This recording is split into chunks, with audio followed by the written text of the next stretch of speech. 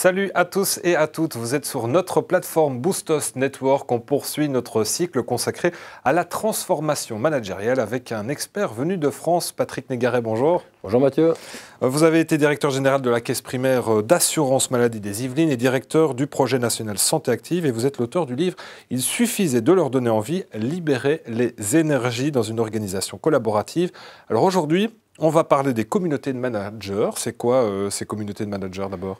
Le community manager, c'est une chose à laquelle j'attache beaucoup d'importance, que vous savez, souvent on forme les gens, c'est bien, l'animateur est sympathique, etc. Mais qu'est-ce que vous faites le lundi matin en arrivant?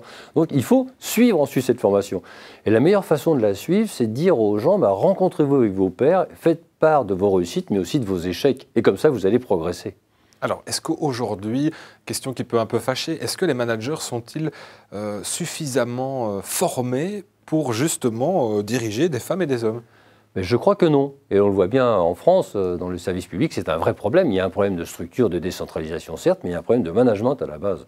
Et ça, je crois que la formation, elle est importante et qu'il faut aussi surtout avoir cette culture de se dire « mais je ne suis pas obligé de réussir, il faut mettre son ego dans sa poche. Si j'échoue quelque part, j'apprends et je recommence. » C'est à ça que ça sert une communauté.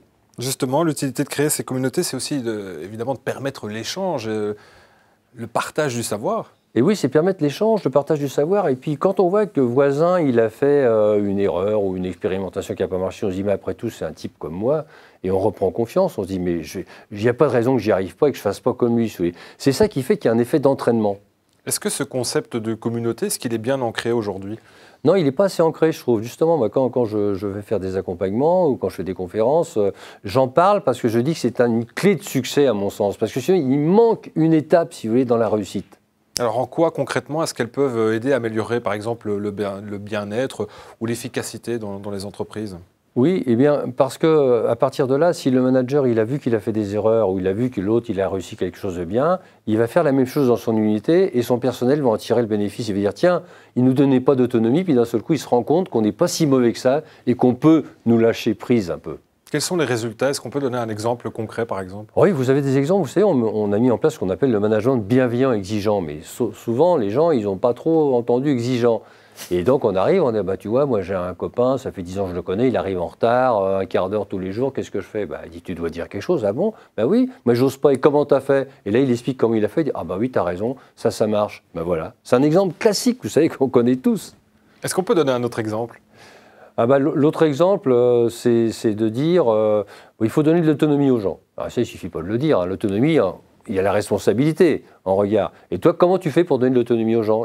J'ai tout un secteur que j'ai donné, c'est ce qu'on appelle le principe de subsidiarité, où je ne regarde même pas, je laisse l'autre venir me chercher s'il a besoin. C'est pas que je le contrôle derrière. Si tu as besoin de moi, tu viens me voir. Si tu n'as pas besoin, tu continues. Et si tu fais une erreur, c'est pas grave, on recommencera. Voilà.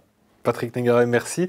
Dans notre prochaine capsule, on abordera avec vous ensemble un baromètre Ça change tout. Merci de nous avoir suivis. Vous pouvez retrouver l'ensemble de ces capsules sur notre page YouTube Black Sheep Tribes Network. On se retrouve très bientôt. Au revoir.